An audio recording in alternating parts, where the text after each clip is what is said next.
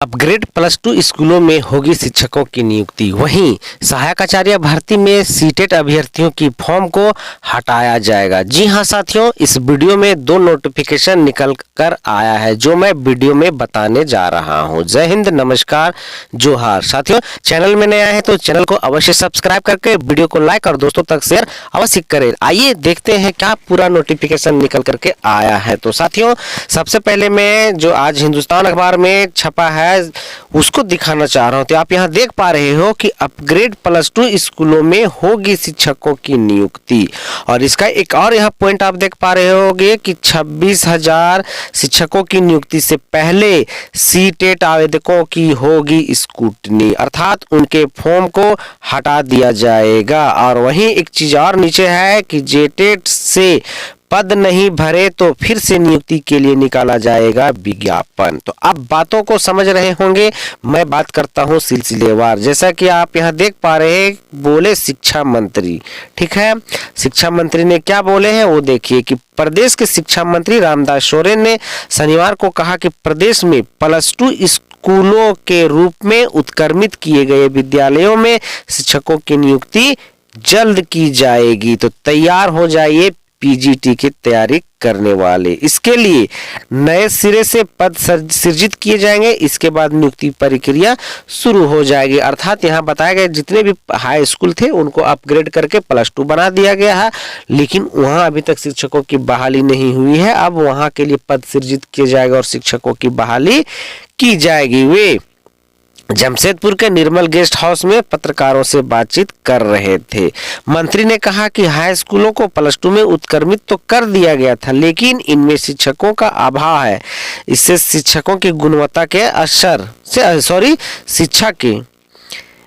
शिक्षा के गुणवत्ता पर असर पड़ रहा है। अब नए सिरे से नियुक्ति होगी। पद सृजन के निर्देश दे दिए गए हैं। तो दोस्तों, आपको बता रहा हूं कि आप पीजीटी की तैयारी कर रहे हैं तो बिल्कुल रेडी हो जाइए। सब कुछ सिलसिलेवार होना है। हम ये नहीं कह रहे हैं कि अभी तुरंत हो जाएगा, लेकिन नियमानुसार हो जाएंगे। प्रक्रिया पूरी होते ही विज्ञापन निकाला जाए। झारखंड में अब बात आ गई सहायक आचार्य की कि 26,000 शिक्षकों की नियुक्ति होनी है। सुप्रीम कोर्ट ने गाइडलाइन के आधार पर नियुक्ति के लिए किए गए आवेदनों की स्क्रूटनी की जाएगी। अर्थात जितने भी सीटेट के कैंडिडेट फॉर्म भरे, सबसे पहले उन आवेदनों को हटाया जाएगा। इस प्रक्रिया में सीटेट वाले आवेदकों के आवेदन छांटे जाएंगे और जेटेट वालों के आवेदन की नियुक्ति प्रक्रिया में क्या है शामिल किया जाएगा। अर्थात सीधा सीधी कहने का मतलब है कि जेटेट के सारे फॉर्म हटा दिए जाएंगे। जेटेट के कॉपी चेक भी नहीं होगा और सीटेट के कॉपी चेक नहीं होगा।